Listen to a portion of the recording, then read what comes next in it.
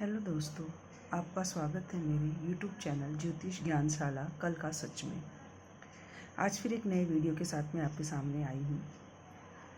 ये वीडियो वृश्चिक राशि के लिए बहुत खास होने वाला है, क्योंकि इस वीडियो में राहु के तूफान के बारे में हम बात करेंगे। राहु का तूफान लाएगा कमाल, वृश्चिक राशि अटके काम बनेंगे। जी हाँ दोस्तों, 18 साल बाद राहु का तूफान आया है। ये राहु मृत अवस्था से जीवित अवस्था में आया है। वृश्चिक राशि की कुछ ऐसी भविष्यवाणियाँ जो आपके होश उड़ा देगी। दोस्तों, ज़िंदगी में कभी कभी ऐसा दौर आता है कि सब कुछ जानने के बाद भी चुप रहना पड़ता है, ताकत होने पर भी बहुत कुछ सहना पड़ता है। पिछले 4 महीनों से यही स्थिति राहु देव की भी रही है। सोचिए, अगर कलयुग का राजा राहु क्या है, कलयुग का राजा है, तो कलयुग के राजा कहे जाने वाले जो कि यह ग्रह शक्तियों से भरा हुआ है, लेकिन फिर भी अपने हालातों से ये बंधा हुआ था। एक और राहु पहुँचे हैं शनि के घर में, शनि अर्थात 11वें घर में, 11वें राशि में, चौथे हाउस में। और ये शनि जो कि यहाँ पे अगर राहु पहुँच जाए तो ये राहु का साम्राज्य माना जाता है। दूसरी ओर वृश्चिक राशि के चतुर्थ भाव में आकर सुख सुविधाओं के साम्राज्य देने का ये वादा कर रहे थे। राहु वृश्चिक राशि के चौथे भाव में आ गए थे। यहाँ पे राहु की स्थिति मई से बनी हुई है, लेकिन ये स्थिति जो है राहु की, वो मृत अवस्था में थी। ऐसा क्यों हुआ? ये एक ऐसी अनोखी दशा थी जो कि 24 डिग्री से 30 डिग्री तक के बीच राहु के लिए थी। और ज्योतिष के अनुसार कोई भी ग्रह जब वह 24 डिग्री से 30 डिग्री के मध्य स्थित होता है तो वह अपनी मृत अवस्था में होता है, या वह उसकी मृत अवस्था होती है। ऐसी स्थिति में कोई ग्रह अपना शुभ फल नहीं दे पाता, या कोई ग्रह अपनी ताकत के अनुसार फल नहीं दे पाता। और राहु आपके चतुर्थ भाव में 18 मई रात 7:35 से ही आ गए हैं। अब ये जो राहु हैं, ये चतुर्थ भाव में आपको घर, प्रॉपर्टी, सुख सुविधा और स्थिरता देने के लिए आए हैं, लेकिन ये अपने प्रभाव को नहीं दिखा पाए। क्यों? क्योंकि पिछले 4 महीनों से ये अपने मृत अवस्था में थे। इसलिए आपने पिछले 4 महीनों में देखा होगा आपके जीवन में ठहराव और उलझन जैसी स्थितियाँ रही होंगी। लेकिन दोस्तों, ये कहानी यहीं पर ख़त्म नहीं होती। अब आगे आने वाला समय आपके लिए बहुत अच्छा होने वाला है, क्योंकि सितंबर माह में राहु 24 डिग्री से उतरकर ये 23 डिग्री पर आ गए हैं। अर्थात राहु अब जाग गए हैं, यानी अब आने वाला समय असली साम्राज्य का समय है। अब कोई रुकावट और कोई बाधा नहीं है। आने वाले महीने आपके लिए गेम चेंजर साबित होंगे। राहु एक तूफान की तरह आपके जीवन में आने वाला है, और यह असर आपके जीवन में 5 दिसंबर 2026 तक बना रहेगा। अब हम बात करते हैं, राहु यहाँ आए हैं चौथे भाव में, और यहाँ से भी अपनी 3 दृष्टियाँ डालते हैं। तो अगर हम राहु की पहली दृष्टि की बात करें तो उनकी पहली दृष्टि पड़ने वाली है 8वें भाव पर, उनकी दूसरी दृष्टि पड़ने वाली है 10वें भाव पर, और उनकी अंतिम दृष्टि पड़ने वाली अर्थात 9वीं दृष्टि जो है उनकी पड़ने वाली है आपके 12वें भाव पर।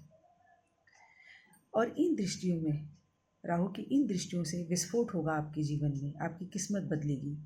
लेकिन आपसे रिक्वेस्ट है कि आगे वीडियो को देखने से पहले इस वीडियो को लाइक, शेयर और सब्सक्राइब ज़रूर कीजिएगा। अब हम बात करते हैं पहले 4th हाउस की। चतुर्थ भाव में, ये चतुर्थ भाव संपत्ति, आराम, स्थिरता, गहरी मानसिक शांति का भाव है। यह भाव जब सक्रिय होता है तो जीवन में सुरक्षा और समृद्धि लाता है।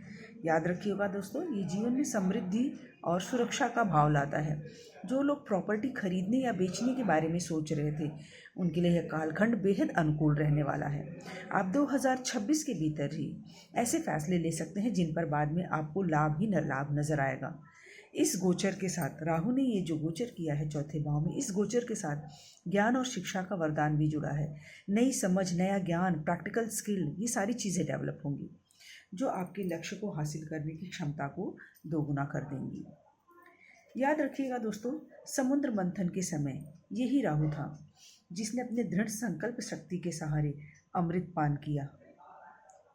अब जब ये राहु चौथे भाव में आ गया है तो ये आपकी एकाग्रता को, आपकी अटूट संकल्पना शक्ति को आगे बढ़ाएगा और आपके लक्ष्य तक पहुंचने में मदद करेगा।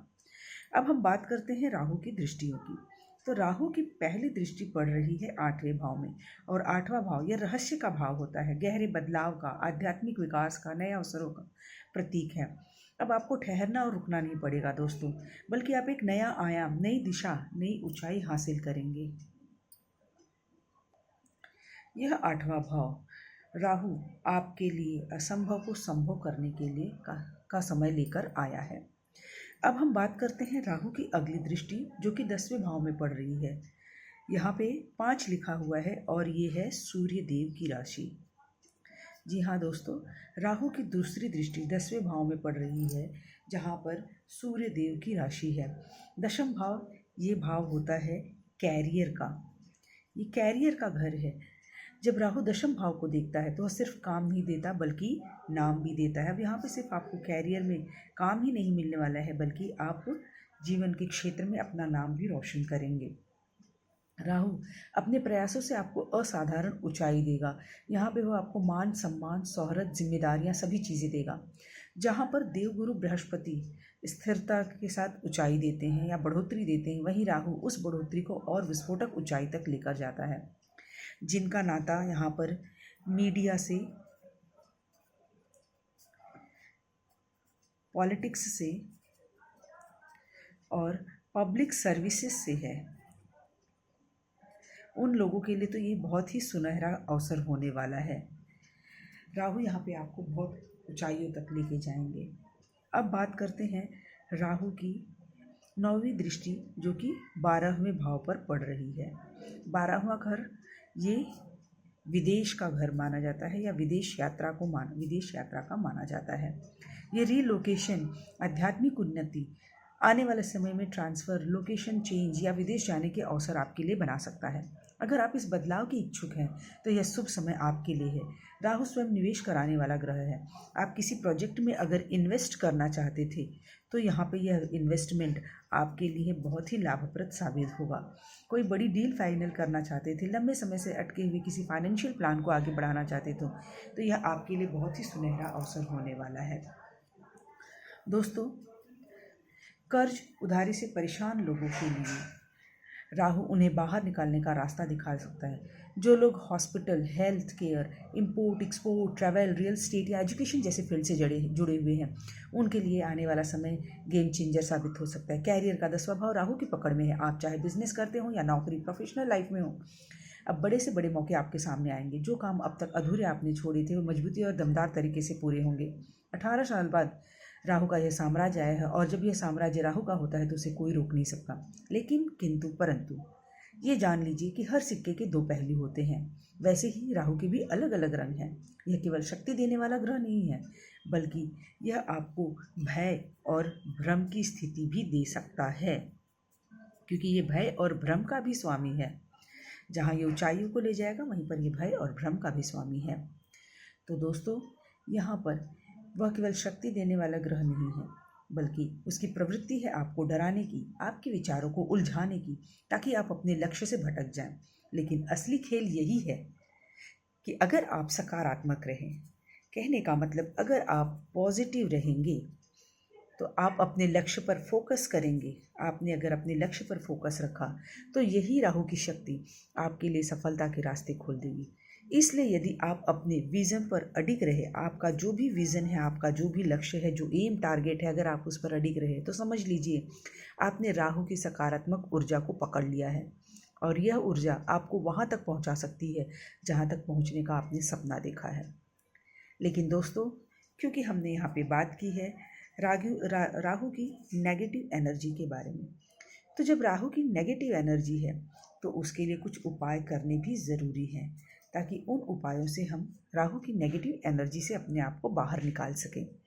वो उपाय क्या है? आप भगवान शिव की आराधना करें, रुद्राभिषेक करें, शिवलिंग पर दूध या जल अर्पित करें।